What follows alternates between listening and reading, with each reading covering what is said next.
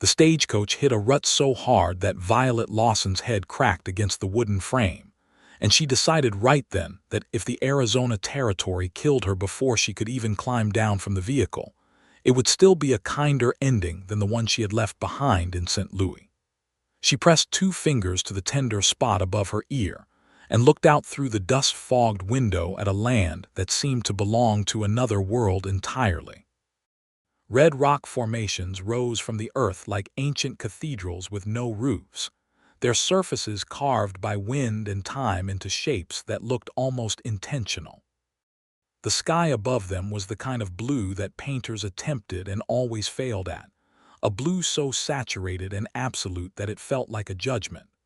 There were no trees to speak of, not the lush, forgiving trees of Missouri, only scrub and cactus and occasional groves of pale cottonwoods following the dry beds of rivers that had given up for the season.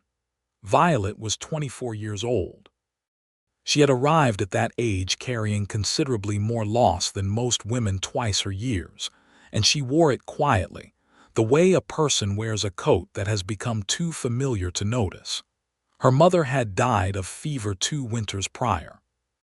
Her father, who had never been a stable man even in the best of circumstances, had followed her into the grave in a more deliberate fashion, leaving behind a note and a stack of debts that swallowed the house, the furniture, and every small comfort Violet had ever known.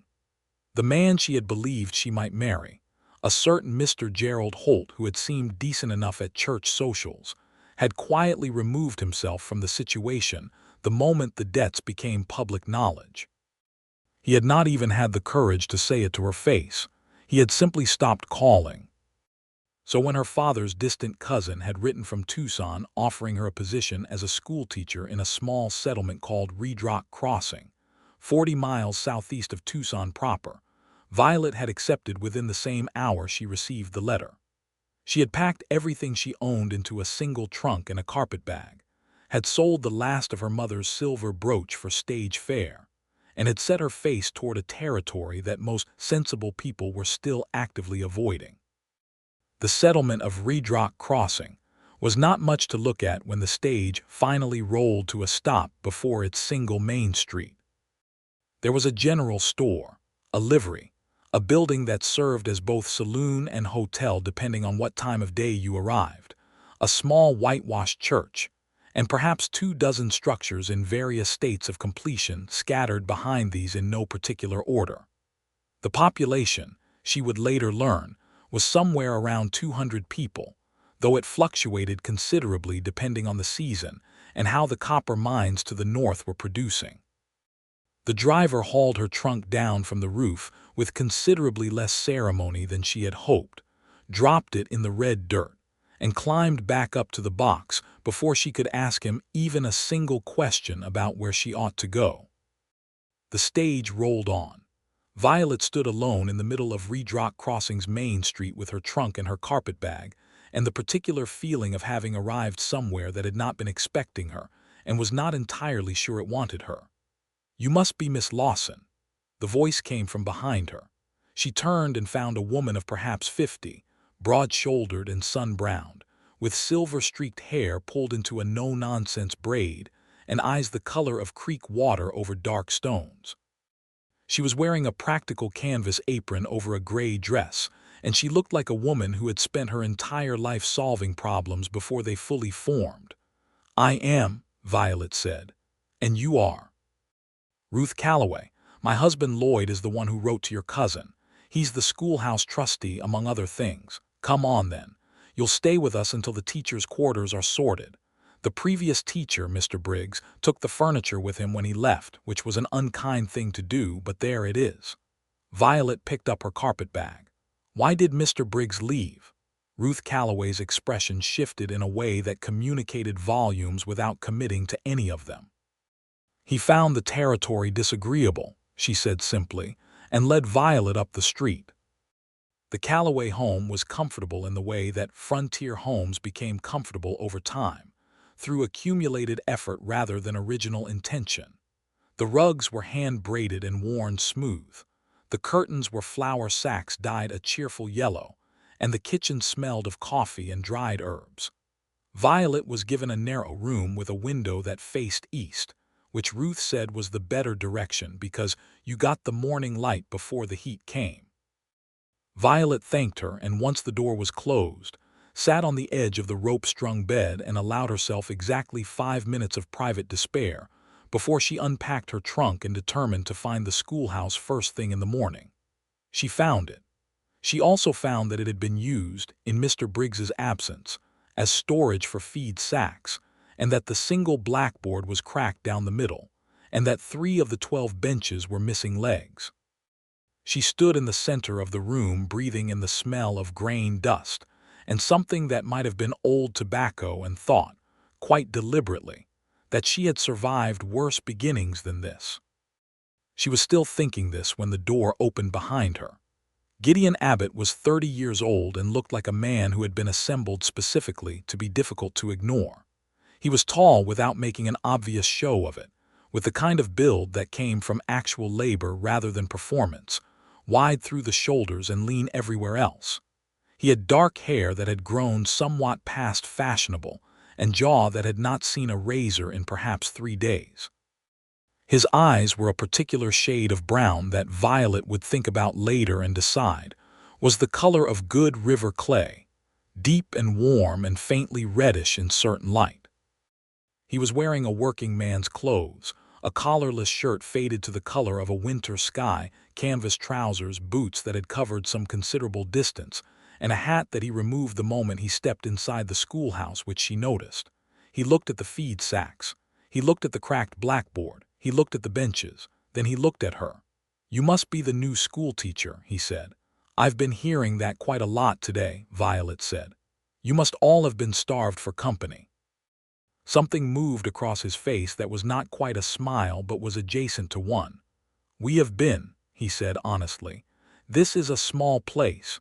News travels faster than horses." He turned the hat in his hands. "I'm Gideon Abbott.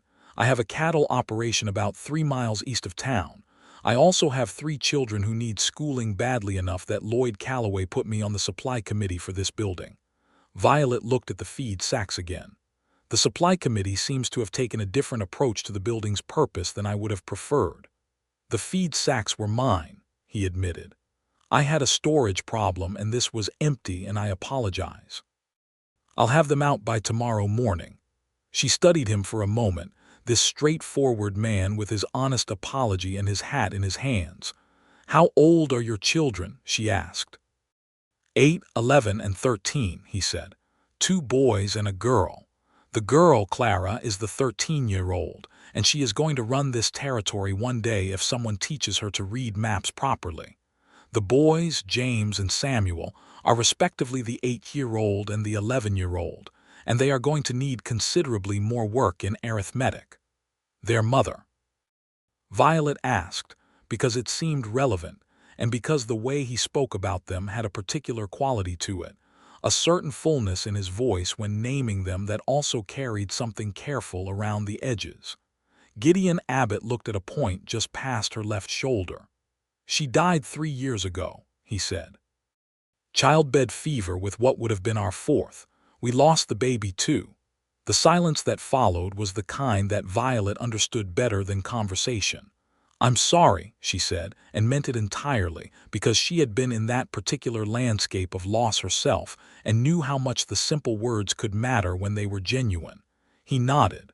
Then he cleared his throat and looked around the room again with a practical eye. "The blackboard can be replaced. Lloyd's got connections in Tucson who can get materials freighted in. The benches I can fix myself. The storage situation I will handle tomorrow." He turned the hat again. "Is there anything else you need to begin?" Violet thought about it.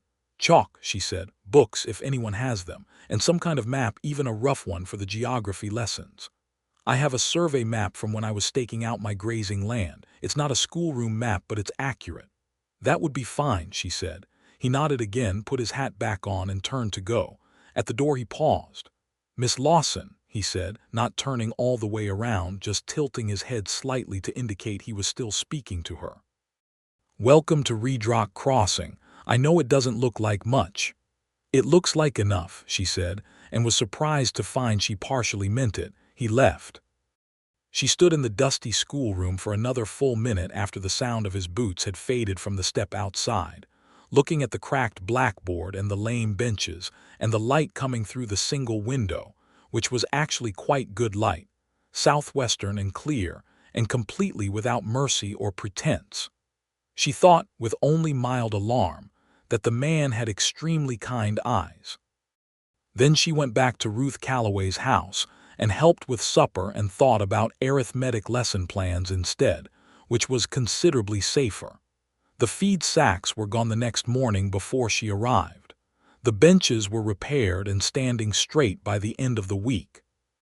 A new blackboard arrived on the freight wagon from Tucson exactly 9 days after her conversation with Gideon Abbott, and when she asked Ruth Calloway how quickly the supply committee worked, Ruth gave her a look that said considerably more than she chose to put into words.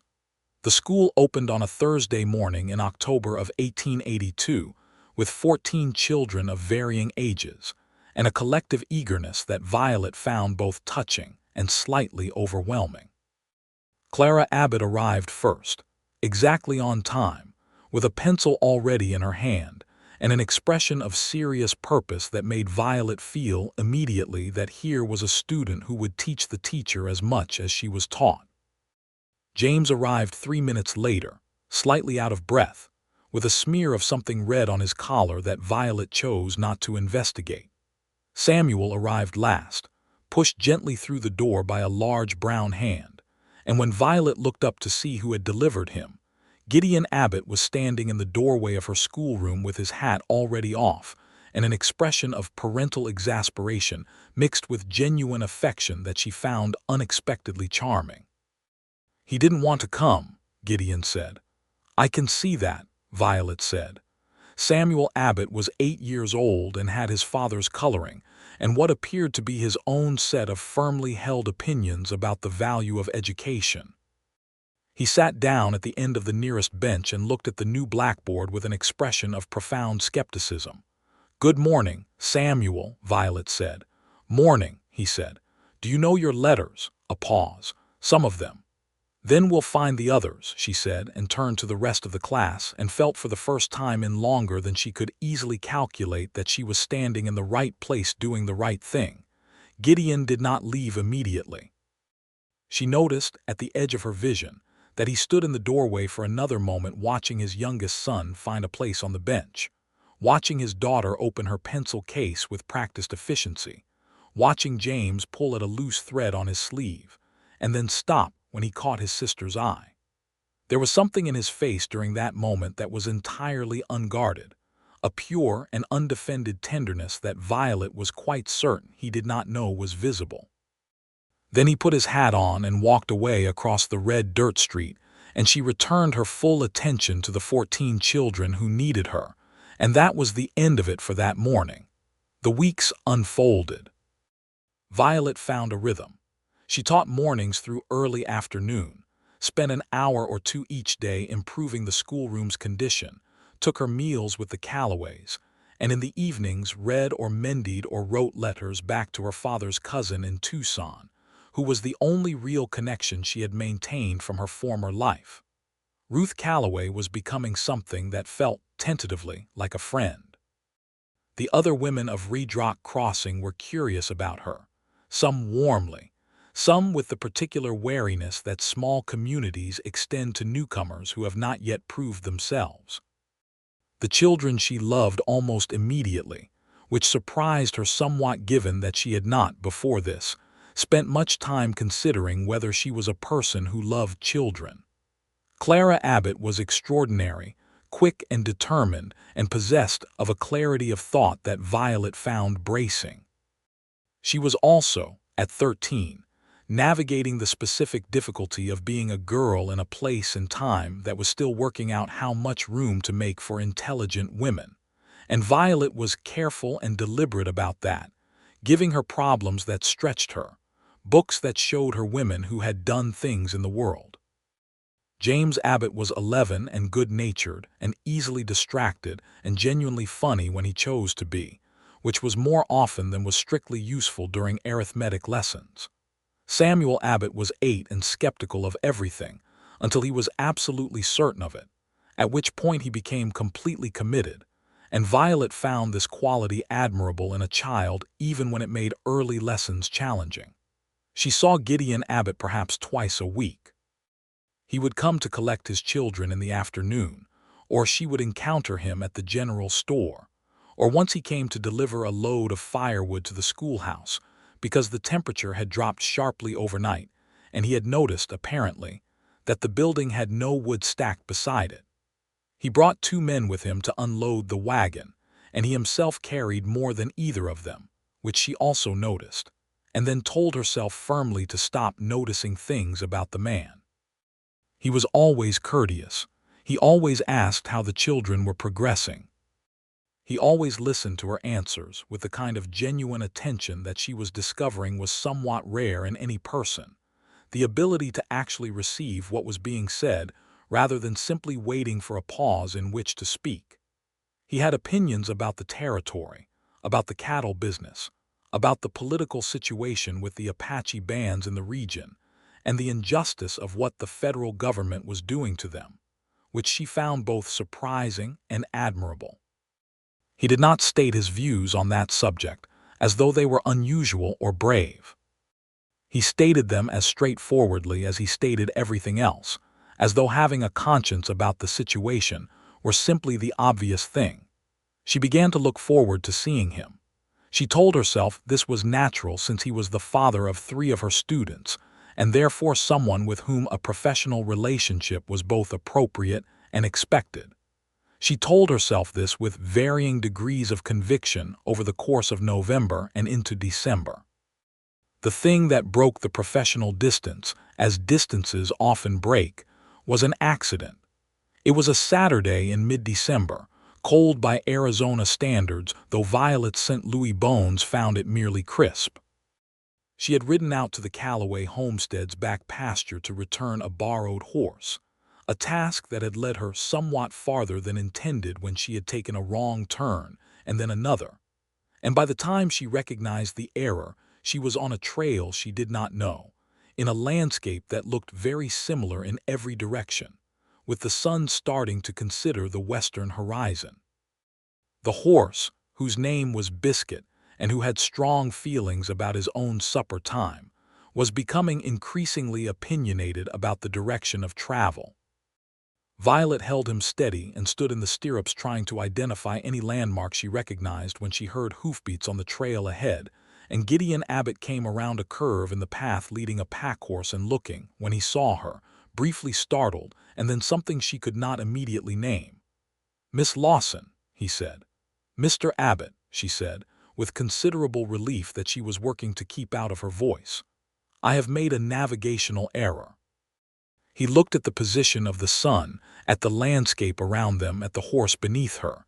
He did not make any kind of comment that involved the word lost. "You're about 2 miles north of where you want to be," he said. "I'm heading back toward town. If you follow this trail with me, it'll put you right on the Callaway property line." "Thank you," she said. They rode together in the gathering cool of the December afternoon. For a while they did not speak, which was not uncomfortable the way silences with strangers could be, but rather the easy quiet of 2 people who have become accustomed enough to each other's presence that words are optional. The red rock formations caught the dropping sun and turned colors she had no adequate names for, deep orange and rose, and a brief startling gold that lasted perhaps 3 minutes before the shadows took it. "It does that every evening," Gideon said, watching the same thing. "I know," she said.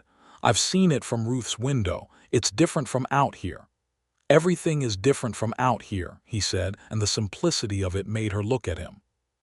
He was watching the rock faces change color with an expression she recognized, because she had felt it herself, the particular feeling of looking at something that is both ancient and immediate, that makes a person feel simultaneously very small and very glad to be present.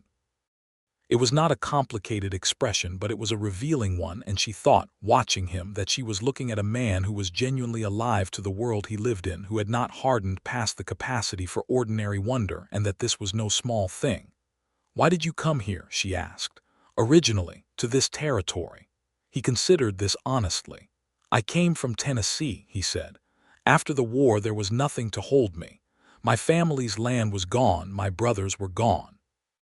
I heard about the territorial lands, and I came west with what I could carry, and I found country that I understood." He paused. "Or maybe it understood me. I've never been entirely sure which direction that goes. And you stayed." "I found something worth staying for," he said simply. He looked at her then briefly. "Most people who come here have left something behind." "I left everything behind," she said, and was surprised to hear herself say it so directly. Then, because there was something in the quality of the air and the failing light that made honesty feel natural, she told him. Not everything, not with the careful organization she might have constructed for a more formal telling, but the essential shape of it. Her mother, her father, the debts, the man who had not called. The cousin's letter arriving like a life preserver thrown into dark water. He listened. He did not offer condolences in the practiced, slightly empty way that people often did. When she finished, he was quiet for a moment, and then he said, "She sent you exactly where you needed to go." "She," Violet said. He lifted his eyes briefly, indicating no one in particular and everyone in general. "Whatever it is that arranges these things," he said.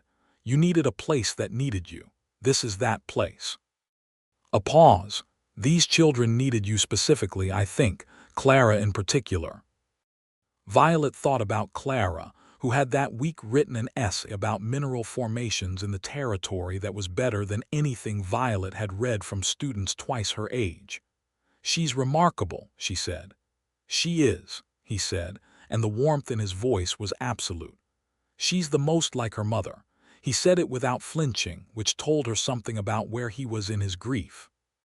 Not past it. She didn't think grief was a thing you got past so much as a thing you learned to carry at a different angle, but no longer in the acute and early stage where naming the dead felt like reopening a wound. "What was her name?" Violet asked. "Margaret," he said. "Maggie." "She would have liked you," he added, and she thought he meant it as a kindness rather than a complication, and took it as such. They reached the Callaway property line as the last of the sun gave up the sky to a display of stars so dense and undiluted by any competing light that Violet, even after 2 months in the territory, still found herself briefly stunned by it each time. Gideon pointed out the trail that would take her home, and she thanked him, and they parted. She rode back to the Callaway house and stabled Biscuit, and went inside and sat at the kitchen table with a cup of Ruth's strong coffee, and thought about a man who had come from Tennessee with what he could carry and found country that understood him. She thought about that for quite a long time. The Christmas celebration in Reed Rock Crossing was a community affair held in the church, which was also the largest available building, and attended by nearly everyone in the settlement and the surrounding ranches. Violet had organized the children for a small performance of songs and a reading, which Clara had insisted on doing dramatically, and had in fact done dramatically very well, projecting her voice to the back of the packed room with a confidence that made several adults exchange impressed glances. James had sung a carol slightly off-key, and had been entirely unbothered by this, which Violet found wonderful. Samuel had recited a poem about winter with great precision and a complete absence of emotional investment, which had somehow made it funnier than intended, and had gotten warm laughter from the crowd, which he seemed unsure how to receive. Afterward there was food and cider, and people milled about in the warm press of the church interior, and Violet found herself talking with a rancher's wife named Caroline Hearn, who was clever and funny, and who had been in the territory for 8 years, and whose opinions about its future were both sophisticated and vigorously held. She was enjoying the conversation enormously when she became aware of Gideon Abbott at the edge of her peripheral vision, talking to Lloyd Callaway, and then not talking to Lloyd Callaway, and then standing with a cup of cider near the wall, not talking to anyone at all. She excused herself from Caroline Hearn after a few minutes and made her way through the crowd. "Your children were exceptional tonight," she told him. He smiled at that, a full smile this time rather than the almost smile she had been cataloging. It did something quite definitive to his face, made it younger and more open, and she felt the effect of it with a directness that she had been successfully avoiding for several weeks. "Samuel's poem surprised me," he said. "I didn't know he had it in him to stand in front of that many people." "He was terrified," Violet told him. "He didn't let it show, but he was. He practiced it 4 times before the performance." Something moved through Gideon's expression that she thought was gratitude. "You got him to do that," he said. "He got himself to do it," she said. "I just persuaded him that he could." Gideon looked at his youngest son, who was across the room doing something with James that involved a piece of ribbon and a lit candle, and that was beginning to look mildly concerning. "Excuse me," he said, and went to intercept his sons, and Violet watched him crouch down to their eye level and speak to them with the particular patience of a parent who has learned that authority is more effective at their height than at his own. And she thought, quite clearly, and without any further attempt at self-management, that she was in serious trouble. January came with cold mornings and afternoons warm enough to work without a coat. The schoolroom had settled into a productive routine, and Violet had settled into the life of Reed Rock Crossing with an ease that still surprised her when she thought about it, because she had not expected ease. She had expected endurance. She had packed for endurance. But ease had arrived anyway, gradually, in the form of Ruth Calloway's friendship and Caroline Hearn's sharp humor, and the particular pleasure of watching 14 children learn things and become themselves and discover what they were capable of. Gideon Abbott came to the schoolhouse one afternoon in late January carrying a book. "Daughter says you need more material for the older students," he said, standing in the doorway while the afternoon sun came in behind him. "Your daughter is correct," Violet said. The children had gone home for the day and she was cleaning the blackboard. He held out the book. It was a copy of Jane Austen's Emma, slightly battered, its spine repaired with what appeared to be leather cord. She took it and looked at it with some surprise. "It was Maggie's," he said. "She brought it from home. She would want it used." Violet held the book carefully. "Are you certain?" "The books we keep closed don't do anyone any good," he said, and looked at her when he said it in a way that made her think they might not be entirely talking about the book. She said, "Thank you, Gideon," and it was the first time she had used his given name, and he noticed, and she noticed him noticing, and neither of them said anything about it, and it mattered anyway. He sat down, without quite being invited, on the edge of one of the student benches. He was not a small man and the bench was not designed for him, but he settled onto it with unself-conscious ease. "How are you finding it?" he asked. Truly, not the polite version. Violet sat on the teacher's chair and thought about this. "Truly," she said, "I find it better than I had any reasonable right to expect. The children are a genuine joy. The landscape is unlike anything I have ever encountered. The people are, for the most part, considerably more interesting than the people I knew before." A pause.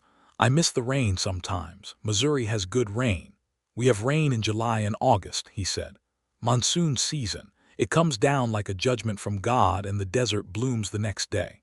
"That sounds worth waiting for," she said. "It is," he said. He looked around the schoolroom at the neat arrangement of benches, the organized shelves she had built from boards she had found behind the livery, the maps on the wall including his survey map which she had framed with strips of wood. "You've made this into something real," he said. "Briggs just survived it. You've made it into something." "The children made it into something," she said. "I just arranged the furniture." He looked at her steadily. "I think you do that," he said. "Give things away." "Credit specifically." She met his gaze. "I think you notice things," she said, carefully. "I've had to," he said. "When you're raising 3 children alone, you learn to look at things more closely than you might otherwise. You notice what's changing, what's worrying, what's working." He turned the brim of his hat in his hands, which she had come to recognize as something he did when he was thinking through something he intended to say honestly. "I've noticed that my children have changed since September. They're better, happier. Clara is more confident. James is more focused. Even Samuel is less convinced that the world is designed specifically to frustrate him." He looked at her. "That's you." "It's them," she said. "It's both," he said firmly, which surprised her into a small laugh. The laugh surprised him too, she could see that. It seemed to do something to the atmosphere in the room, the way a door opening in a closed space changes the air. He looked at her with the kind of attention that went past courtesy into something more careful and more serious, and she thought for a moment that he was going to say something else, something that moved them from the professional and the careful into different territory. But he put on his hat and stood up. "I'll let you finish up," he said. "Gideon," she said, and did not know quite what she was going to say next, only that she did not want the conversation to end in quite this way, pulled back at the edge of something. He stopped and waited. "Thank you for the book," she said. He nodded. "Good evening, Miss Lawson," he said. "Violet," she said, quite deliberately. Another pause longer than the previous ones. "Good evening, Violet," he said, and went out. She sat in the emptied schoolroom for a while after that with Emma in her hands and the kind of feeling in her chest that she had not felt in a long time and was not entirely sure she was ready for. February brought two things of significance. A territorial newspaper from Tucson that contained an article about proposed land settlements that alarmed every rancher in the area, and produced a meeting at the saloon that involved considerable loud debate. And the information, delivered to Violet by Ruth Calloway with studied casualness over supper, that a woman named Mrs. Patricia Henner had recently arrived in the territory and was visiting Red Rock Crossing specifically, according to her own statements, because she had a cousin who had spoken well of Gideon Abbott. Violet received this information with a stillness that she was fairly certain did not betray anything important. "Is she staying long?" she asked. "A week, apparently," Ruth said, serving potatoes with the calm precision of a woman who knows exactly what she is doing. "That's nice," Violet said. Ruth looked at her. "Is it?" she said, not as a question. Mrs. Patricia Henner was 28, pretty in a fair, composed way, and had a widow's recent freedom combined with an easy confidence in social situations that Violet watched and assessed with more attention than she was comfortable admitting. She was perfectly pleasant. She was perfectly pleasant to Violet, perfectly pleasant to Ruth, and exceptionally pleasant to Gideon Abbott, whom she sat beside at the community supper on Thursday evening, and engaged in conversation with such practiced ease that it looked entirely effortless. Violet sat across the table from them and talked to Lloyd Calloway about the land settlement article and was completely fine. She was not completely fine. She was aware, with a precision that irritated her, of every exchange between Gideon and Mrs. Henner, aware of when he smiled and when he was politely attentive rather than genuinely interested, aware that these were two different things and that she could apparently distinguish between them now without trying, which was information about herself that she had not requested. She walked home that evening with Ruth, who said nothing, which was its own kind of commentary. What she had not seen, because she had gone home before the supper fully concluded, was Gideon getting to his feet and making a courteous but firm exit from the conversation with Mrs. Henner. She would not learn this for another 3 days, and by then other things had happened.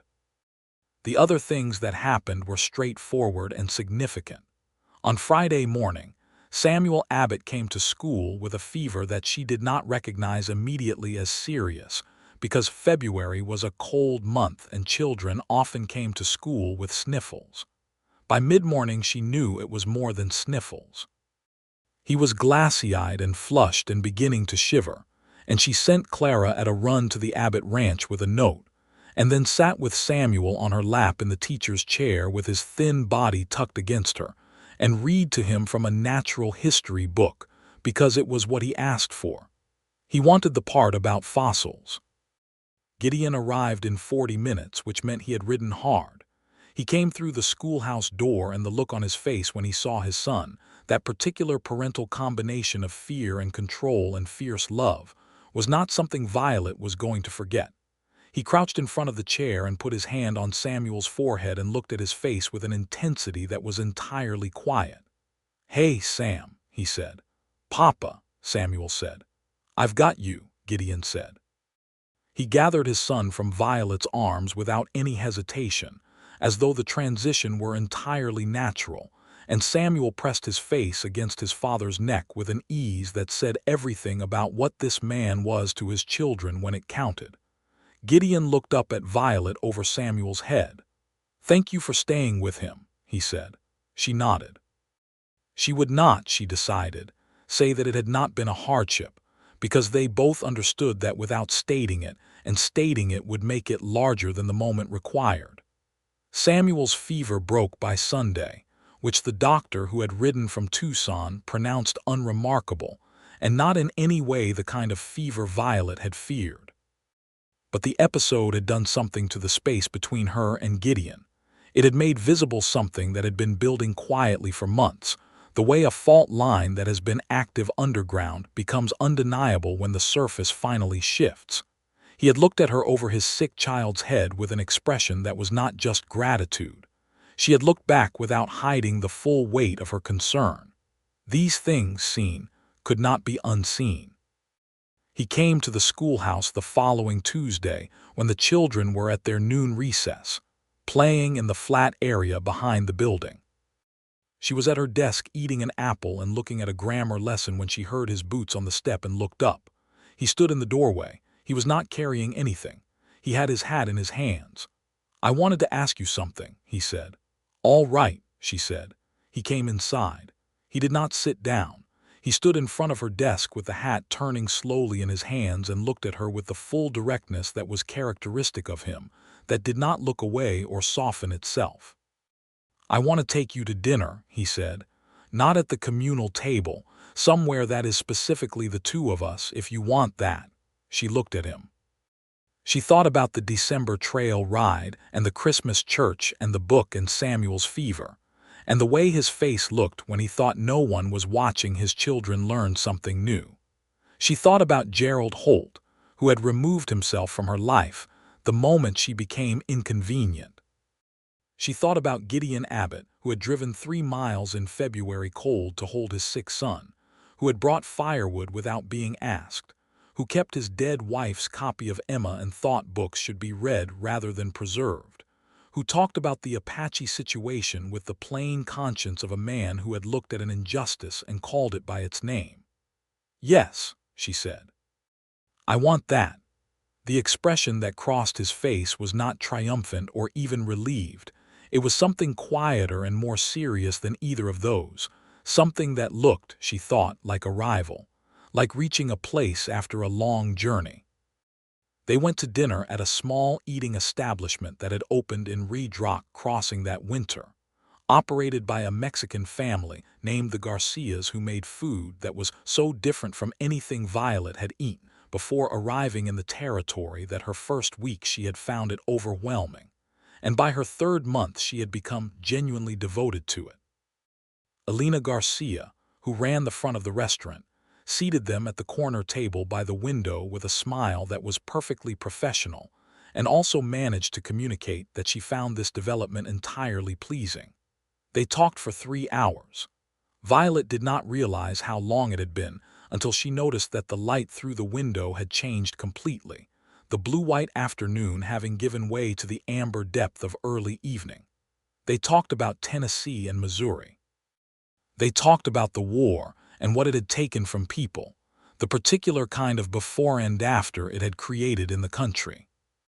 They talked about the territory and its future, what it would become, what they hoped it would and feared it might. They talked about books, which led to a considerable exchange about Emma that was lively and only occasionally veered into friendly argument about whether Knightley's behavior was admirable or overbearing. Violet held that it was both. Gideon, who turned out to have actually read the novel because it had been Maggie's, held that the admirable outweighed the overbearing by sufficient margin to redeem the character. They did not resolve this, and both found the irresolution satisfying. He told her about the cattle operation in more detail than he had before. He had built it essentially from nothing, starting with 12 head in 1875 and by calculated, patient work building to a viable ranch. He had built the house himself, room by room, which she found astonishing until he explained that in the territory you either built it or you did without, and he had never found doing without especially agreeable. She told him about her mother, more than she had on the trail in December.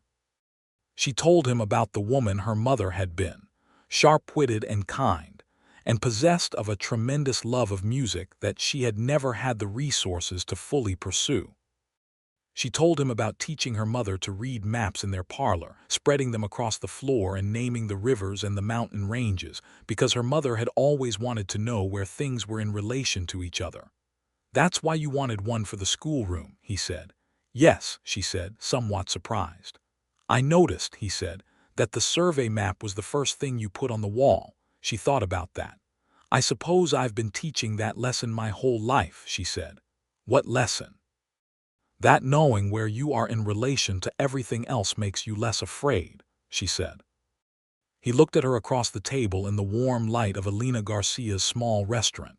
"I think that's true," he said. The walk back through Ridge Rock Crossing's cool February night was quiet and companionable. He walked slightly closer than strict courtesy required, and she did not create any distance. At the gate of the Calloway property he stopped and faced her, and she turned to face him. "I'd like to do this again," he said. "So would I," she said. He looked at her in that careful, complete way. Then he took her hand, which was gloved, and held it for a moment that was long enough to mean something and not so long as to demand more than she had offered. "Good night, Violet," he said. "Good night, Gideon," she said. She went inside. Ruth Calloway was sitting at the kitchen table with her mending and looked up with an expression of complete unsurprise. "How was dinner?" she asked. "Very good," Violet said. "Elena's cooking is always good," Ruth said, returning to her mending. "It is," Violet agreed, and went to bed and looked at the east-facing window and the February stars beyond it, and felt something that took her a while to identify, because she had not felt it in so long. Simple, uncomplicated hope. Spring came to the territory in a way that had no equivalent in Violet's experience. It did not arrive gradually the way Missouri Springs did, thawing incrementally over weeks. It arrived almost without warning. One morning the creosote bushes releasing a smell after a night rain that was sharp and clean, and particular to that plant alone. A smell she had learned to recognize as the territory's version of spring's arrival. And then within days the desert was producing small explosions of color, yellow brittlebush and purple penstemon, and the startling scarlet of ocotillo blossoms, all of it against the red rock and the blue sky with a drama that felt almost deliberate.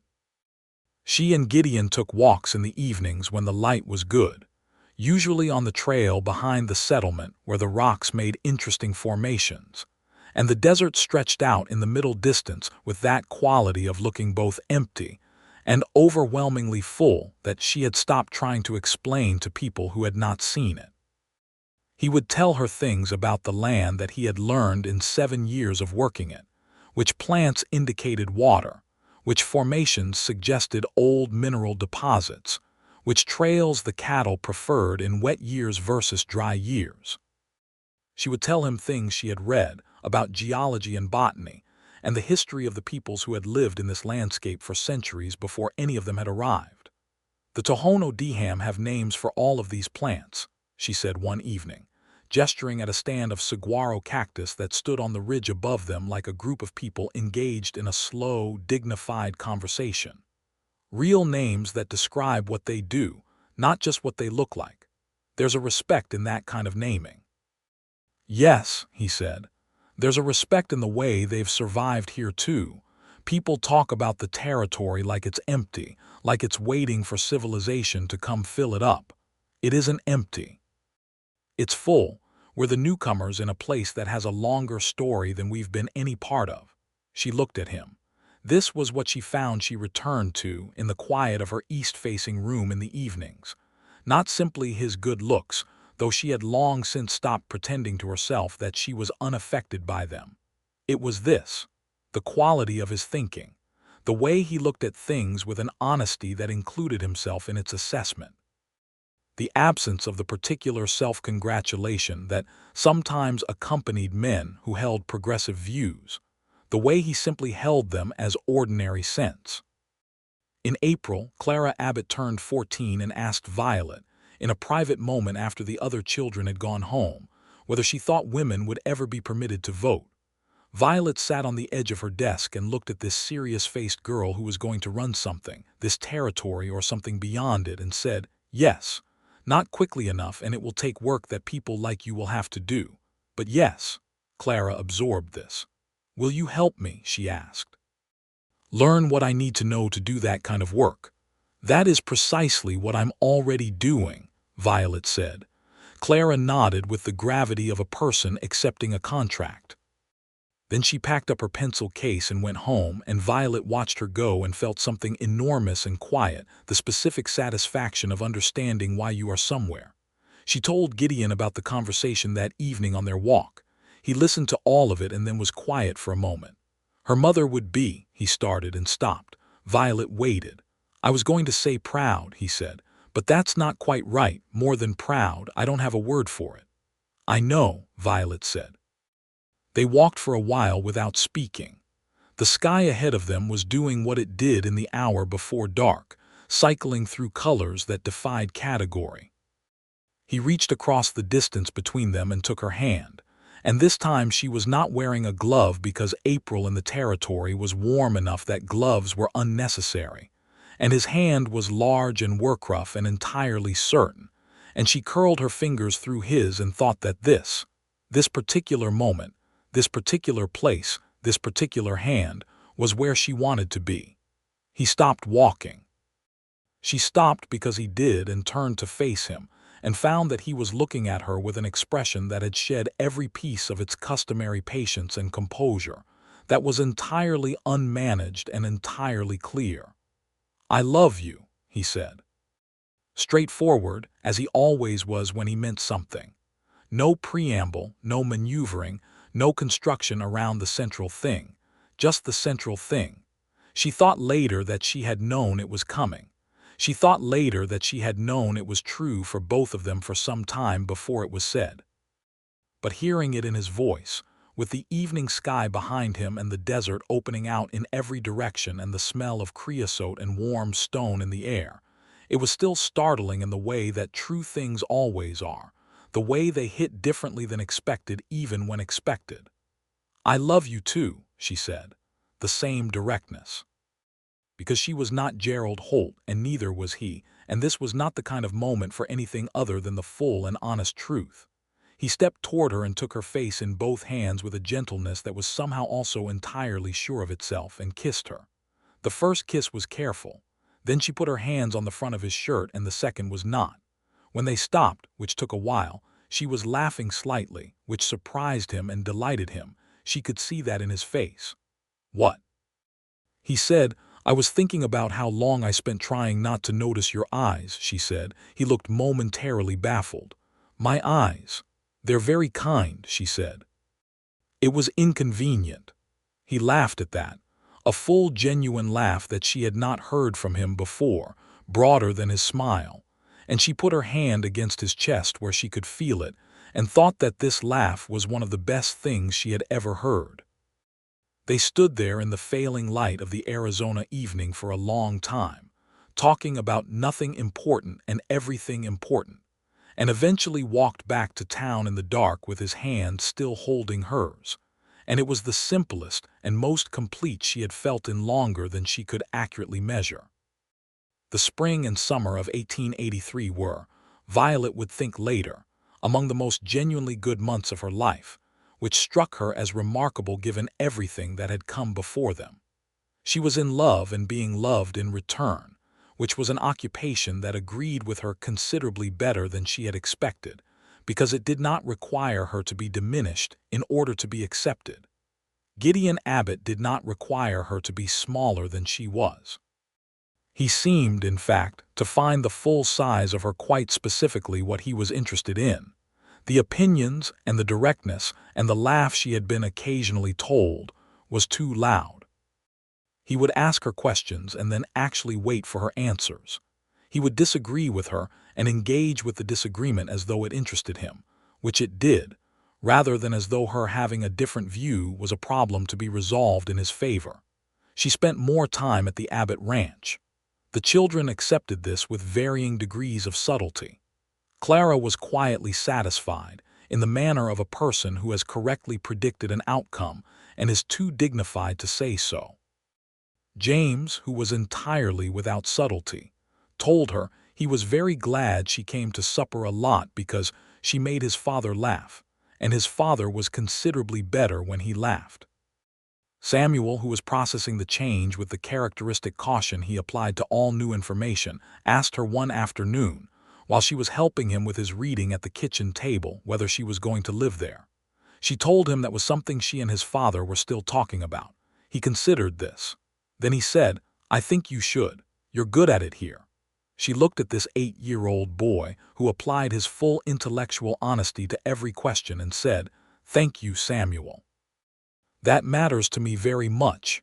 He nodded, satisfied, and returned to his reading. She and Gideon talked about it in the evenings, seriously and practically, because they were both people who preferred honest conversation to romantic avoidance of real questions. There were real questions. The children, though they seemed to welcome her, deserved a thoughtful transition. The community's understanding of their relationship required some formal recognition before she moved to the ranch. The teacher's position, which mattered to her and to the settlement, needed to be arranged so that her personal situation did not create a conflict she had not thought through. "I don't want you to give up teaching," he said. They were on the porch of the ranch house in the warm July evening, the monsoon season having arrived with the drama he had promised, and the smell after last night's rain still present in the air. "The children in this settlement need you. Clara needs you. Don't give that up on my account." "I hadn't intended to," she said. "Good," he said. "Are you actually just agreeing with everything I prefer tonight, or is this a genuine position?" she asked. He turned to look at her with that dark river-clay gaze. "Genuine," he said. "Though I'll admit these two things are the same thing, which makes agreement easy." She laughed. He took the laughter as an opportunity to pull her closer against his side, which she allowed, settling into the particular warmth and solidity of him. "Violet," he said. "Yes. I want to marry you," he said. "When you're ready, there's no pressure and no schedule, but I want you to know that's the direction I'm heading." She was quiet for a moment, listening to the sounds the desert made after rain, the creatures that appeared specifically in response to it. "What about the children?" she said. "Have you talked to them? Clara told me I should ask you before Christmas," he said. She said, and I'm quoting her directly, that if I was going to do something I should do it properly rather than letting it just happen around the edges. Violet smiled at this so hard that she had to press her face against his shoulder for a moment. "She said that. Verbatim," he confirmed. "She gets that from you," she said. "She gets it from herself," he said. "She's been herself since she was 3 years old. I've just been trying to keep up." Violet lifted her head and looked at him in the dark porch, with the stars coming out above the desert. She thought about a stagecoach hitting a rut so hard that her head cracked against the frame, and the thought she had had in that moment about the kindness of different endings. She thought about standing in the main street of Reed Rock, crossing with her trunk in the red dirt, and the feeling of arriving somewhere that did not know she was coming. "Ask me properly then," she said. He reached into the pocket of his shirt, which surprised her because she had not seen it coming at all, and produced a ring that was simple and lovely, a small garnet in a plain gold setting. "This was my grandmother's," he said. "I've been carrying it for 2 months trying to decide on the right moment." "I told you he was waiting," said James's voice from the interior of the house, clearly audible through the screen door. "James," Gideon said, in the patient tone of a man who has not been surprised by his child's eavesdropping. "Clara said he had a ring," James added. "James, go to bed," Gideon said. The sound of retreating footsteps, slightly too rapid to be genuinely reluctant, receded into the house. Violet was laughing again. He looked at her with the full warmth of his face in the dark and said, "Violet Lawson, you came to this territory with nowhere left to go, and you found every good thing I know how to offer a person. Will you stay, permanently and officially? Will you marry me?" It was not quite a question in its delivery. It was an offer made by a man who understood the difference between what she was giving and what was being asked, who was not demanding but extending, who would take her no as seriously as her yes. "Yes," she said. "Gideon, yes." He put the ring on her finger and then kissed her in the warm July dark of the ranch porch with the monsoon smell in the air, and the desert stars overhead, and 3 children variously sleeping, eavesdropping, and pretending to do one while actually doing the other. And it was exactly right. They were married in October, 1 year and a few days after Violet Lawson had stepped off a stagecoach into Red Rock Crossing's Main Street with her trunk in the red dirt and no plan beyond the next few weeks. The wedding was in the church, which was full, because the settlement had grown, and because weddings in small places were attended by everyone. Ruth Calloway cried in a way that she would deny if asked. Lloyd Calloway shook Gideon's hand and told him he had picked a good one, which was the highest compliment Lloyd Calloway offered any person. Elena Garcia made the food for the celebration afterward, which was extraordinary. Caroline Hearn gave a toast that was clever and warm and made the crowd laugh, which was entirely on brand for her. Clara Abbott stood at her father's side during the ceremony with an expression of composed satisfaction that made her look about 40 years old in the best possible way. James stood on the other side looking scrubbed and well-intentioned. Samuel stood very still and serious and held the rings, which had been given to him as a responsibility, and which he treated with the full gravity appropriate to the trust placed in him. Violet wore a dress that Ruth Calloway had helped her make from fabric freighted in from Tucson, blue-gray with white at the collar, simple and good. She carried a bundle of desert wildflowers that Clara had gathered that morning, the late-blooming things that persisted into October, yellow and purple and small. She walked to the front of the church under the eyes of 200 people and stood across from Gideon Abbott, who was looking at her with the full force of everything he was capable of feeling, undefended and clear, and thought that of all the places she had ever stood in her life, this one was the one that made sense. The minister's words fell around them. The responses were made. The rings were placed, Samuel releasing his custody of them with visible relief and pride. And then it was done, and Gideon put his hands on her face and looked at her for a moment before he kissed her, with the kind of look that says, "I see you, all of you, and there is nothing in the seeing that is less than I hoped for." The settlement cheered. James cheered loudest. The first years of their marriage were full in the way that life in the territory had taught Violet to understand fullness, not ease exactly, because the work was real and constant, and the land was demanding, but the kind of density of living that comes from being exactly where you belong, doing exactly what matters to you. She continued teaching. The school grew. A second teacher was brought from Tucson by the end of 1884 to handle the influx of new children as Red Rock Crossing itself expanded, which meant Violet could focus on the older students, which was where Clara's influence had made her most passionate anyway. The ranch grew too. Gideon's cattle operation expanded into 2 additional grazing leases in 1884, which required hiring 2 more hands and building a second corral, and there were periods when the work was everything, and the evenings were short and exhausted. But they had established in those first months of marriage a particular habit of talking to each other, of not letting the practical press out the personal, of finding time even if time had to be made rather than found. They ate supper together most evenings and talked, not always about important things, Sometimes about small ones, what Samuel had said, what the cattle were doing, what book Clara was reading, what the weather was likely to bring. The small things were part of it. The small things were often the whole of it. In the spring of 1885, Violet realized she was expecting their first child together. She told Gideon on a Sunday morning while he was drinking coffee on the porch, watching the light do what it did to the red rocks at that hour. She sat down beside him and said, "I think we're going to need to build another room." He turned and looked at her and understood immediately, and the expression on his face was something she kept for the rest of her life, the raw happiness of it, the love of it, and underneath that something careful and present because he had been here before and knew what it could cost. She reached over and took his hand. "I know," she said quietly. "I'm not afraid," he said, but he held her hand firmly. "I know that too," she said. The pregnancy was healthy. The doctor who came from Tucson twice during the last months was cautious in his optimism, which she appreciated because she had no patience for false reassurance. The summer heat was considerable, and she was uncomfortable, and Ruth Calloway was a steady, practical presence through all of it. In September of 1885, after a labor that was difficult but not dangerous, Violet Abbott delivered a boy. They named him Thomas, for Gideon's younger brother who had died in the war.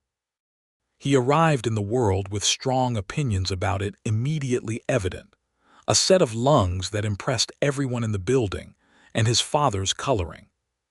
Clara held him first, after Violet, with the careful reverence of a 15-year-old who was old enough to understand what holding this meant.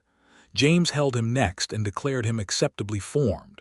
Samuel held him last and very carefully and looked at him for a long moment with that characteristic thoughtful gravity before saying, "He looks like he's planning something." "He's 2 hours old, Sam," James said. "Still," said Samuel. Gideon held his son, this new and different son from the one he had lost, with his eyes closed for a moment first, just holding the weight of him, and then opened his eyes and looked at the small face with an expression that was too large for any word Violet had available. "There you are," Gideon said softly to Thomas, who looked back with the unfocused intensity of the very new, as though trying to locate the source of the voice he had been hearing for months. "We've been waiting for you." Clara leaned her head against her father's shoulder, and James put his arm around his father's waist, and Samuel stood straight and solemn beside them, and Violet lay in the bed with every part of her exhausted and every part of her full, watching her family arrange itself around this new addition with the ease of people who have learned, each of them in their own way, that family is not a thing you simply are born into, but a thing you choose and build and keep choosing. The years that followed held the texture of a life well made. Thomas grew quickly in the way of children in the territory, brown and sturdy, and possessed of his mother's directness and his father's steadiness, which was a combination that made him simultaneously easy and occasionally very hard to manage. He was followed in 1888 by a sister, Rose, who arrived more tranquilly than Thomas had, and immediately established herself as the most socially intelligent person in the family, reading rooms and people with an accuracy that made Gideon look at Violet with an expression that said clearly he held her responsible. Clara Abbott, by 1887, had exhausted what Violet could teach her in Reed Rock Crossing, and was accepted at a normal school in Tucson on the strength of her written examinations, which she had passed with marks that startled the examiners.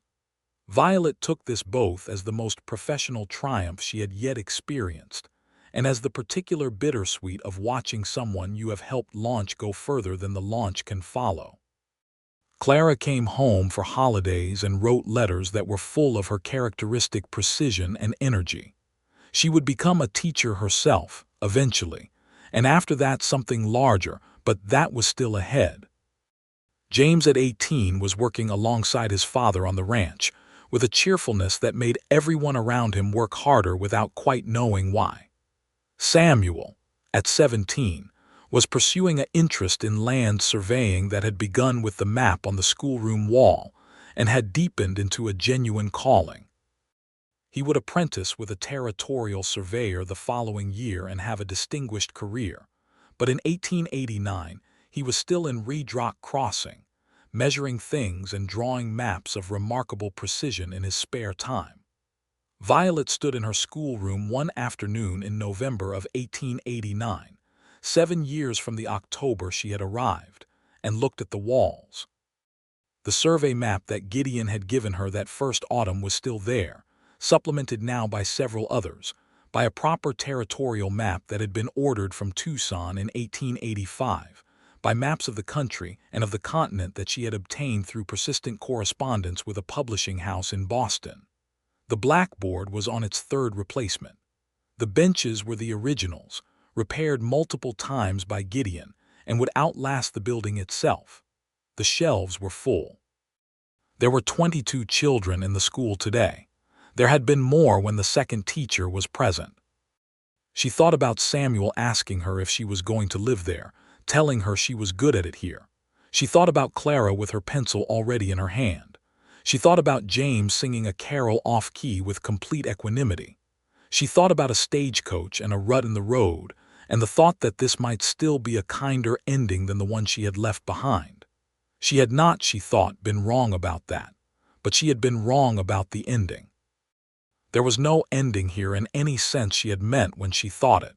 There was only continuing. Gideon came to collect the children, Thomas now being old enough to attend and Rose being young enough to come with her father while Thomas was in school, and he came in through the schoolroom door with Rose on his arm and lifted his eyebrows at Violet because she was standing in the middle of the room doing nothing visible. "Are you all right?" he asked. "I was thinking," she said. "About what?" She looked at him. 7 years of daily proximity had not made her indifferent to him in any measure. If anything, the accumulation of shared life had added to what she saw when she looked at him, layered it, made it denser. She saw the man who had brought firewood without being asked, and the man who had held his sick son, and the man who had kissed her in the July dark on the porch, with the monsoon smell in the air, and the man who had stood in the church with his hands on her face, and the man who had held Thomas hours after his birth with his eyes closed first. She saw all of those, and she saw this one, standing in her schoolroom with their small daughter on his arm, wearing his working clothes with a stripe of red territorial dust on his left sleeve, looking at her with the kind of love that had learned over years to be patient and specific. "About how I came here with nowhere left to go," she said.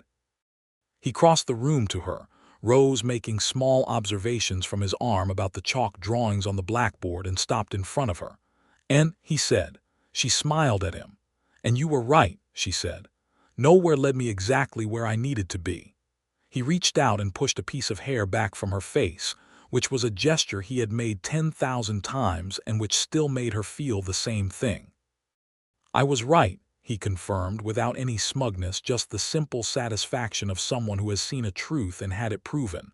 "Don't let it become a habit," she said, "being right, being smug about it." "I've never been smug in my life," he said. "You are being smug right now," she said. "I am content," he said. "There's a distinction." Rose, who had been patient for a 3-year-old, patted her father's face to reclaim his attention and said, "Thomas." "Yes," Gideon agreed. "We're here for Thomas." "And for Miss Abbott," Rose added, which was what she called Clara, who had been home for the past 2 weeks. "Miss Abbott is at the house," Gideon said. "She's making something in the kitchen that she says will be supper, and that smells like it might be an experiment."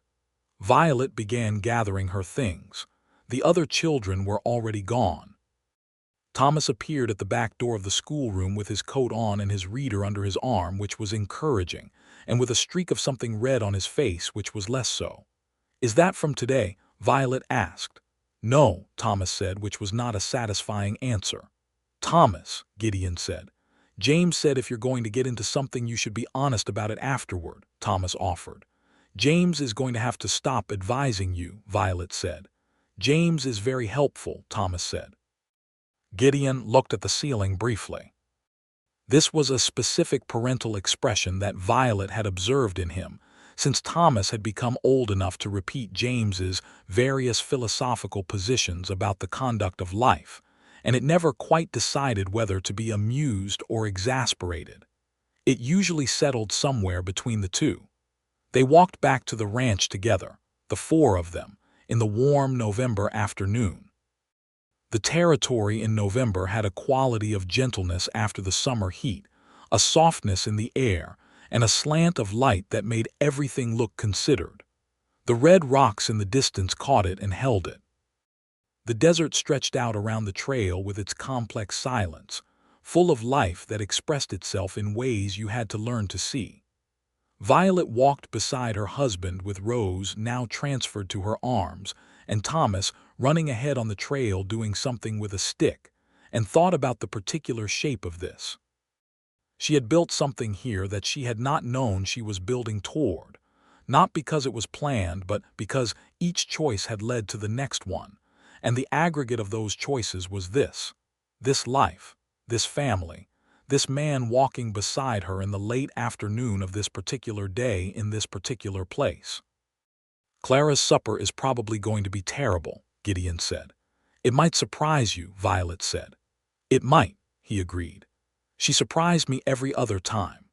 They came around the curve in the trail where the ranch house became visible, the house that Gideon had built room by room, that now had an additional room and then another, that had Violet's books on the shelves and Thomas's drawings pinned to the kitchen wall, and Rose's small chair at the table and the accumulated life of 8 years of living in it.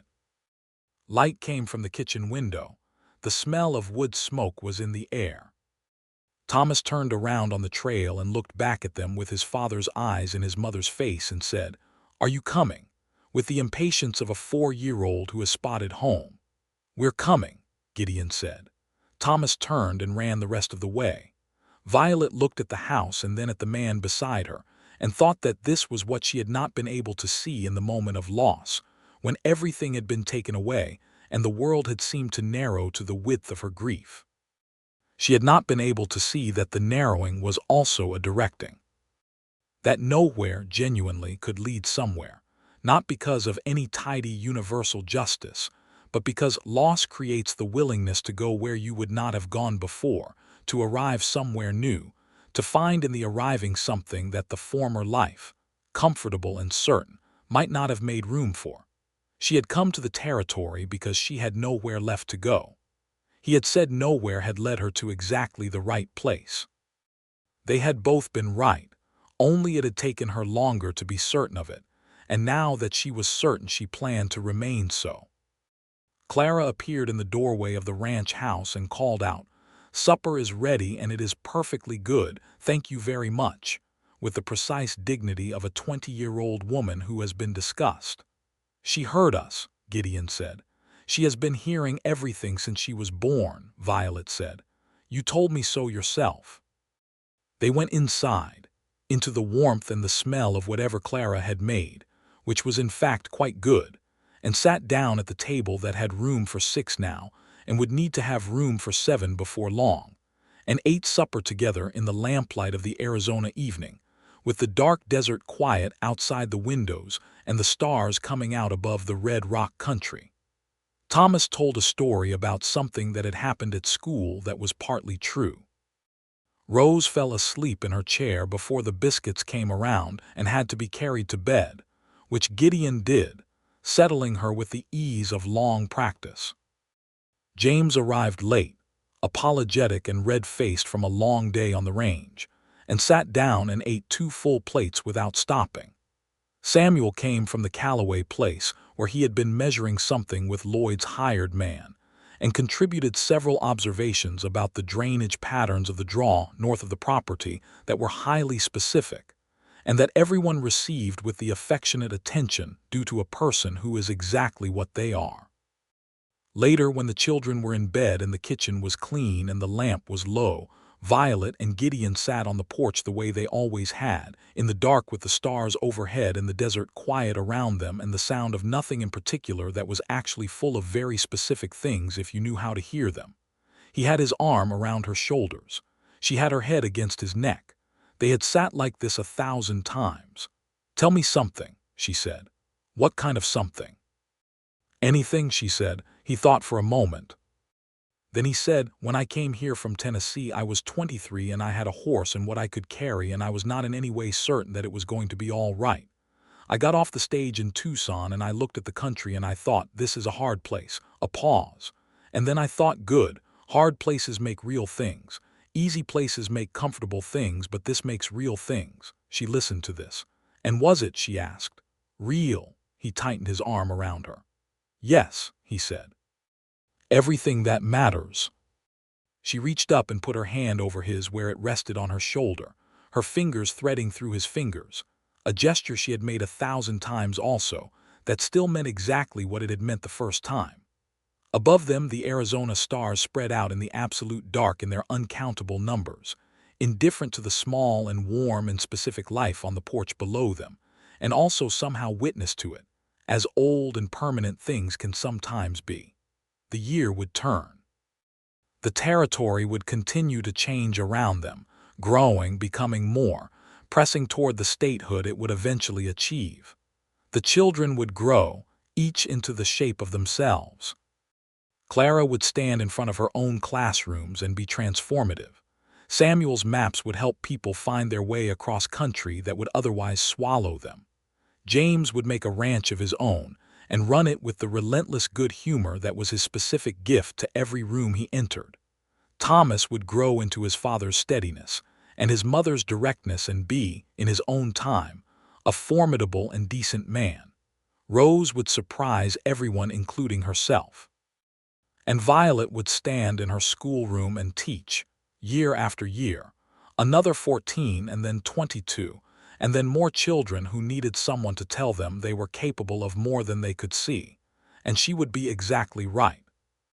And Gideon would ride out every morning into the red rock country he had chosen, and that had chosen him back, and come home in the evenings to the house he had built room by room, and sit on the porch in the dark with the woman he loved, and the stars above, and the desert around, and the fullness of a real life made of real things. She had come to the territory because she had nowhere left to go. He had been right that nowhere had led her exactly where she needed to be. And both of them, in the particular way of people who have been genuinely lucky in the deepest sense of the word, knew it. They sat on the porch until the night was fully settled and the coyotes began their distant conversation somewhere north of the draw, and then they went inside and closed the door on the Arizona dark, and the lamp was lit, and the house was warm, and that was exactly enough.